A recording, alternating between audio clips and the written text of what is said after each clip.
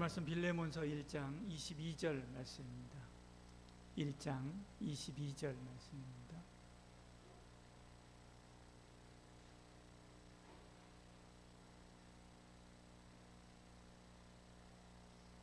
같이 읽겠습니다. 한 절이니까요. 같이 읽습니다. 오직 너는 나를 위하여 숙소를 마련하라. 너희 기도로 내가 너희에게 나아갈 수 있기를 바라노라.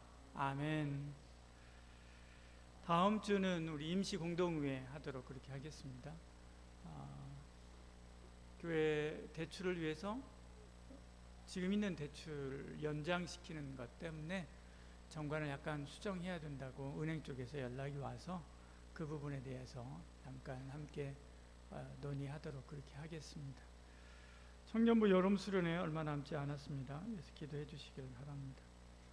여름 성경학교, 주일학교 여름 성경학교도 여러분 얼마 남지 않았습니다. 8월 5일 6일인데요. 자원봉사자도 많이 지원해 주시길 바랍니다. 사람들 일손이 필요합니다. 오늘은 기도에 대한 말씀입니다. 이 사람은 다마르 햄린이라고 하는 사람입니다. 미국의 미식 축구 선수입니다. 미식 축구 선수인데요. 올 1월 달에 1월 2일 날 미국 풋볼 리그 최종 우승을 가리는 플레이오프 경기가 오하이오주 신시내티 경기장에서 있었습니다. 최강팀인 버팔로 팀하고 그 다음에 신시내티 벵골스 팀이 경기를 했었죠. 그 경기하는 중에 상대 팀하고 부딪혀서 이 친구가 수비수입니다. 미국 풋볼은 굉장히 거칠지 않습니까? 부딪혀서 상대편하고 부딪혀가지고 쓰러졌습니다. 그래서 기절을 했지요. 심장마비가 왔습니다. 근데 심폐소생술을 했는데 살아나지 않는 거예요. 계속 그런 상태로 있는 겁니다. 그러니까 양쪽 팀 선수들이 다 왔습니다. 감독, 코치 다 오고 양쪽 팀 선수가 다 와가지고 이 선수를 놓고 중간에 삥 둘러서서 이 선수를 위해서 기도했습니다. 경기 중에 모든 걸 다 딱 멈추고 그리고 기도하는 거죠. 그런 중에 이제 응급 구조 대원들 오고요. 그리고 이제 실려갔습니다. 병원으로 실려갔죠.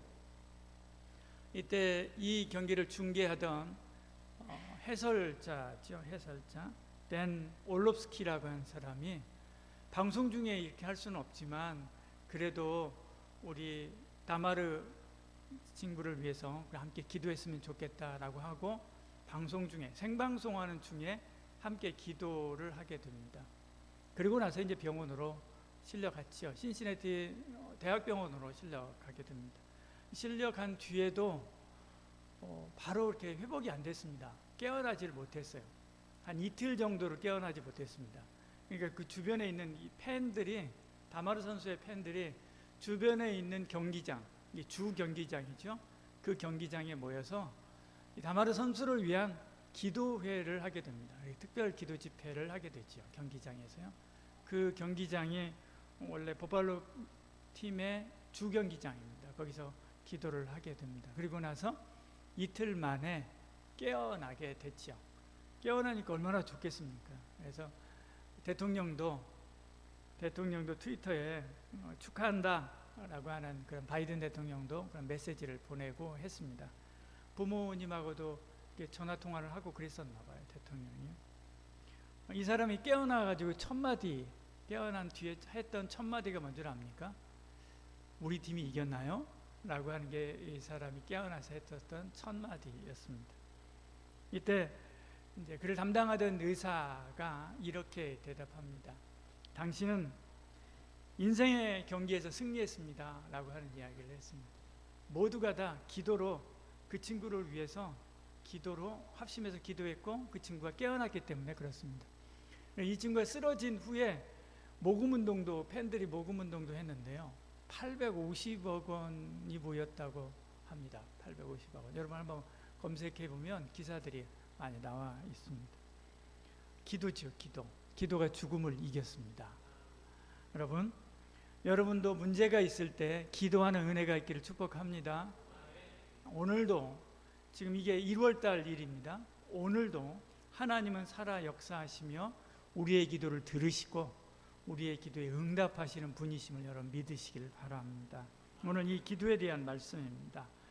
지난주에 믿었으면 그 믿은 대로 우리가 살아야 된다라고 하는 말씀을 함께 나누었죠. 오늘은 기도했으면 그 기도한 대로 될 줄 믿으라. 그러면 그 기도한 대로 된다라고 하는 그런 주제의 말씀 함께 나누기를 원합니다.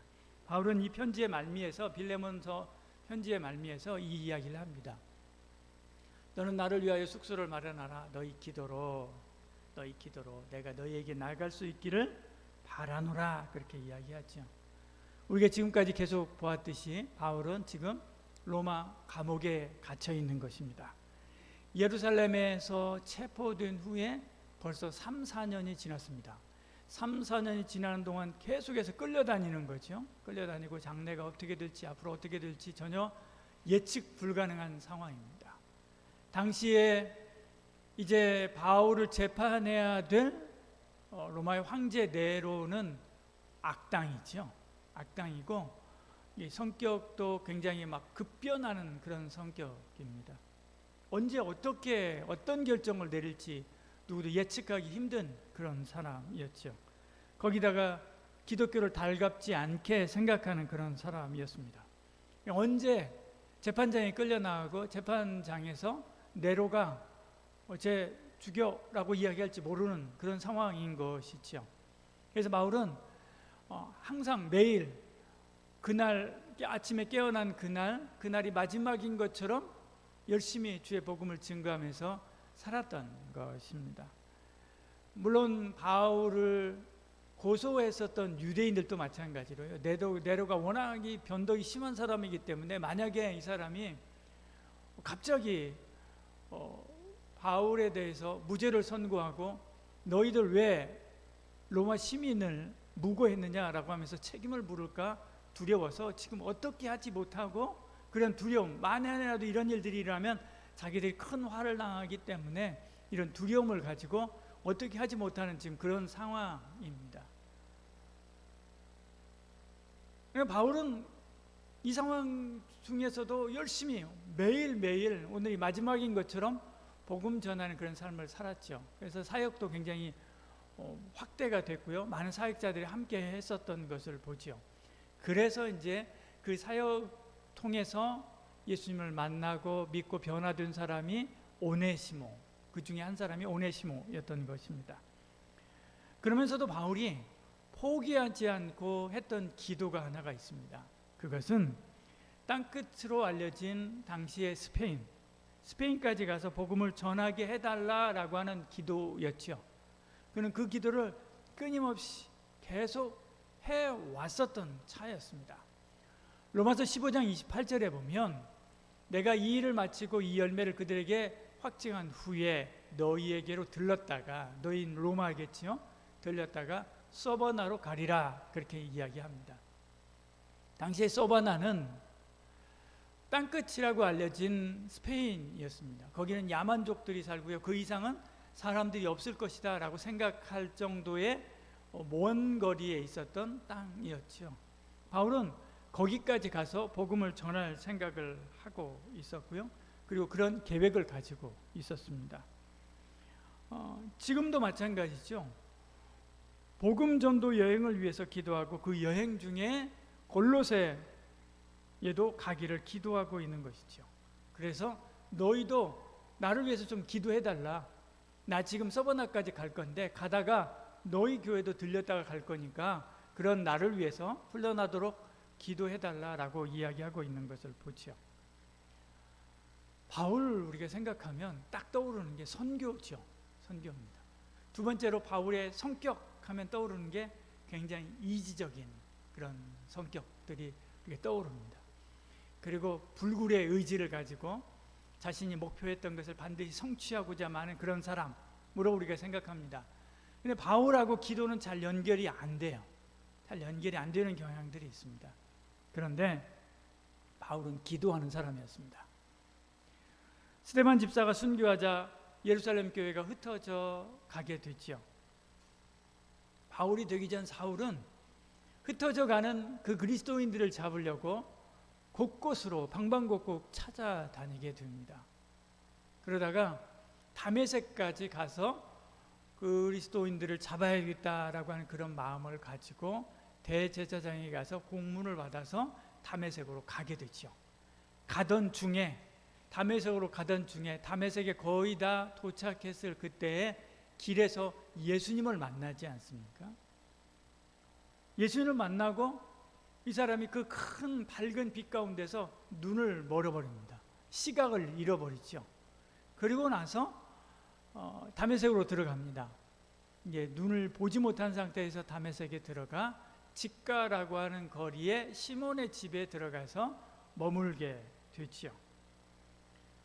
그때 예수님께서 아나니아라고 하는 사람에게, 다메섹에 있는 아나니아라고 하는 사람에게 나타납니다.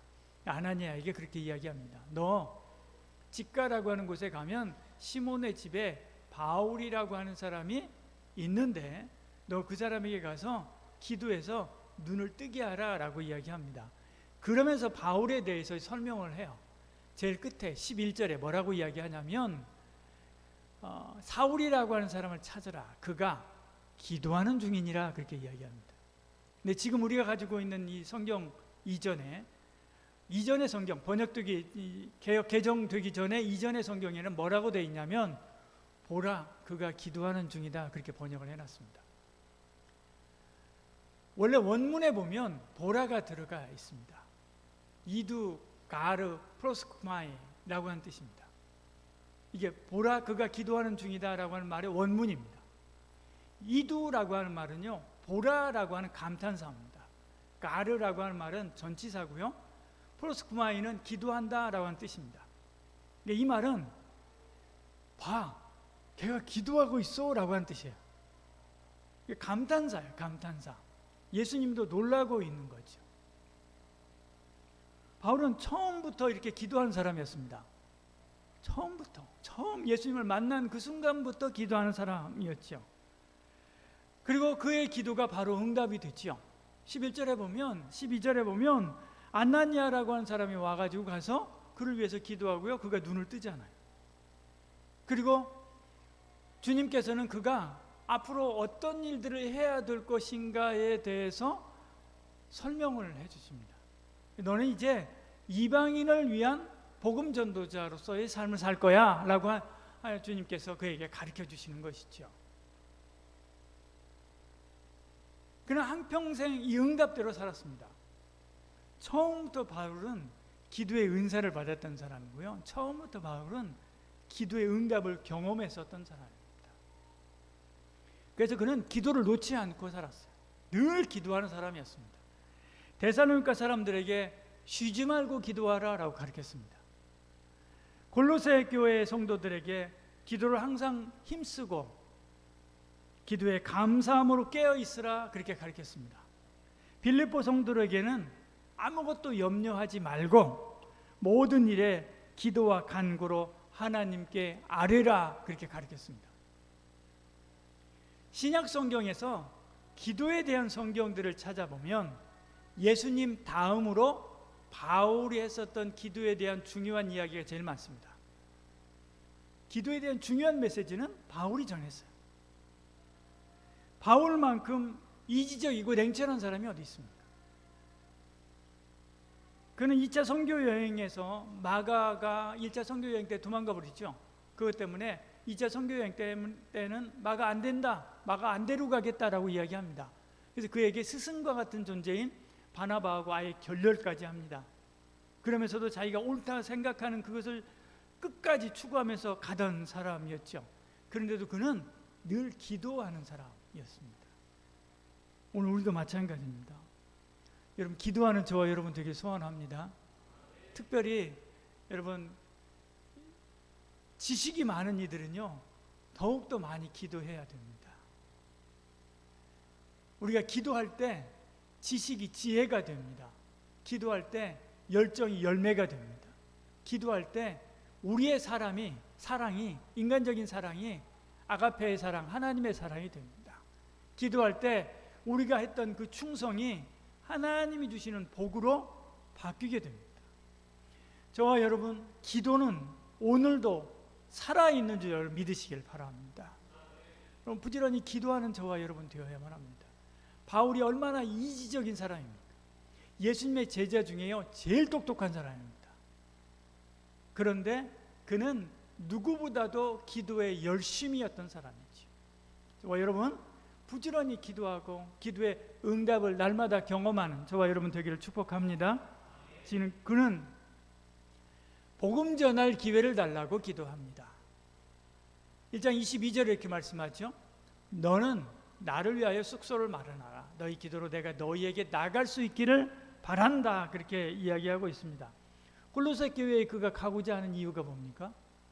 골로새 교회에 여러 가지 문제들이 있으니까 거기서 바른 복음을 다시 전하고 교회를 든든히 세우기 위해서 그런 것입니다. 바울이 서번화까지 가고자 하는 이유가 뭡니까? 서번화까지 가면서 복음 전하려고 했었던 것이죠. 복음 전하는 것이 그의 기도의 목표였었던 것을 봅니다. 바울은 사실 누구보다도 천국을 사모하는 사람이었습니다. 빌립보서 1장 21절 24절에 보면 여러분 눈으로 한번 보십시오. 바울이요, 나 죽어서 예수님과 함께 있는 것이 너무나 좋아 라고 이야기합니다. 그런데도 불구하고 내가 너희들하고 함께 있고자 하는 것은 내가 너희들과 함께 있는 것이 너희들한테 유익이 되기 때문에 그렇다라고 이야기해요.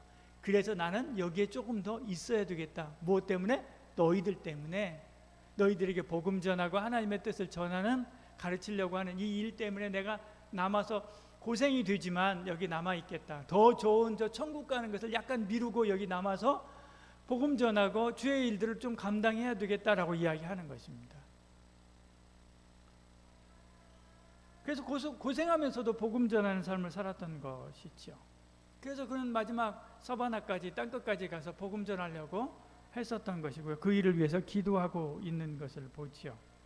그는 일을 피해 다니는 사람이 아니었습니다. 일을 찾아다니는 사람이었고요. 복음 전하는 일을 만들어가는 사람이었습니다. 그리고 그 일을 위해서 끊임없이 기도하는 사람이었죠. 물론 그도 마찬가지로 자기의 병 낫기 위해서 기도했습니다. 자기의 아픈 문제들 때문에 기도했었던 사람이지요. 그렇지만 그는 대부분 교회와 성도들을 위해서 기도했습니다. 가는 곳마다 복음의 문을 열어주시옵소서라고 그는 기도했었던 사람이었죠. 여러분, 저와 여러분도 마찬가지로 주님이 저와 여러분에게 맡겨준 주의 사역을 위해서 기도하는 은혜가 있기를 소원합니다. 이 나라와 민족을 위해서도 기도하고요, 선교를 위해서도 기도하고요, 교회를 위해서도 기도하고요, 교회 구체적으로 우리 청년부 수련 얼마 남지 않았지 않습니까? 청년부 수련을 위해서도 기도하고, 여름 성경학교를 위해서도 기도하고, 우리 찬양팀을 위해서도 기도하고요, 식당 봉사를 위해서도 기도하고요, 교회 이런 시설들을 위해서도 기도하고요, 저를 위해서도 기도하고요. 기도해야 됩니다. 너는 먼저 그의 나라와 의를 구하라. 그리하면 이 모든 것을 너희에게 준다. 이렇게 말씀하지 않습니까? 뭐 하라고요? 먼저 그의 나라와 의를 어떻게 하라고요? 구하라. 기도하는 은혜가 있기를 소원합니다. 먼저 하나님의 나라, 주의 일을 위해서, 복음 전한 이 일을 위해서 기도하는 저와 여러분 되기를 소원합니다. 그러하면 저와 여러분의 삶에 필요한 모든 것도 주님께서 채워주시고요, 함께하여 주실 줄 믿으시길 바랍니다. 여러분의 기도 제목을 한번 생각해 보시길 바랍니다. 오늘 가서 한번 10개의 기도 제목을 한번 쭉 적어보시길 바랍니다. 그리고 이 중에 먼저 그의 나라와 의라고 할 때 그의 나라와 의를 위한 기도가 몇 퍼센트를 차지하는가 한번 보시길 바랍니다. 대부분 자신을 위한 기도가 90% 이상을 차지합니다. 근데 그러지 말고요, 점점 기도의 비중을 그의 나라와 의를 위한 기도의 비중으로 바꿔가는 은혜가 있기를 소원합니다. 그러면 나를 위한 기도의 제목들이 점점점 줄어갑니다. 왜? 먼저 그의 나라와 의를 구하면 누가요?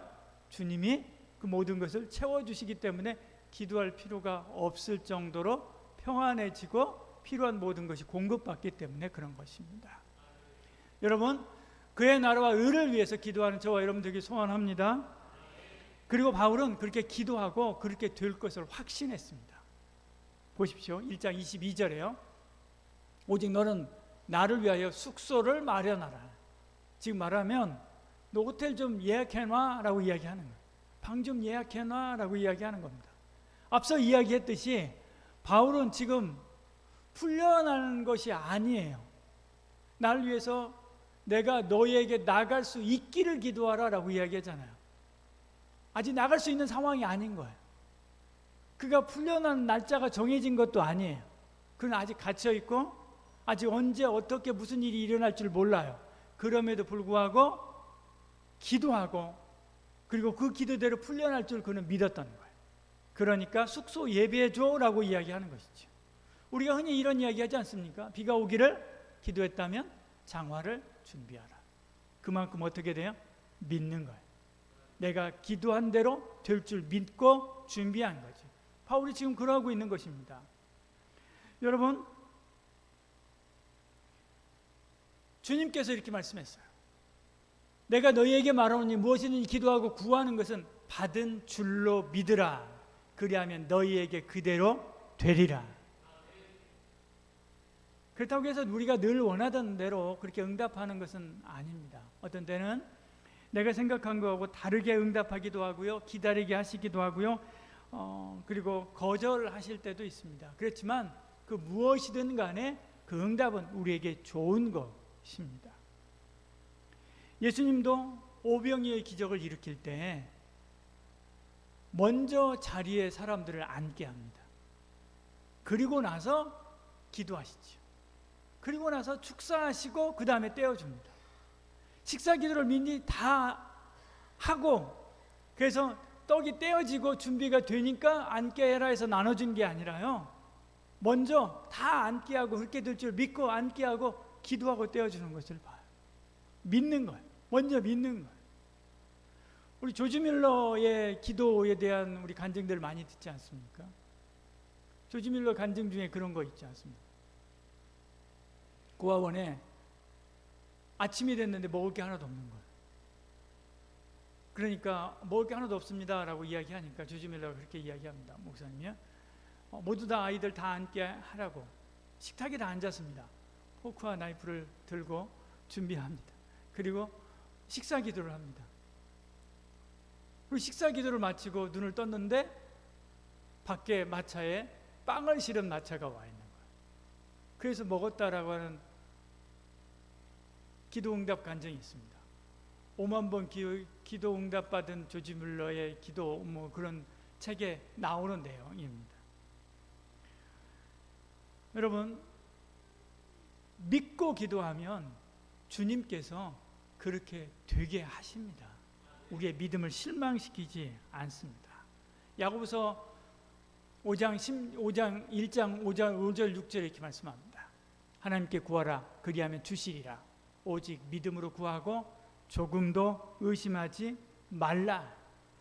조금도라고 하는 말은요, 메덴이라고 하는 말입니다. nothing입니다. 조금도 의심하지 말라. 믿으면 믿음대로 될 줄 믿으라 라고 이렇게 말씀하는 거죠. 그리하면 어떻게 한다고요? 주시리라 말씀하지 않습니까? 이 사람은 레슬리라고 하는 사람입니다.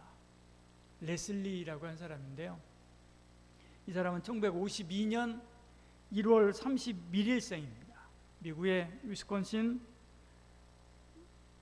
밀위키라고 하는 도시에서 태어났습니다. 태어날 때 뇌성 소아마비를 앓았습니다. 몸을 자기 마음대로 움직이지 못했어요.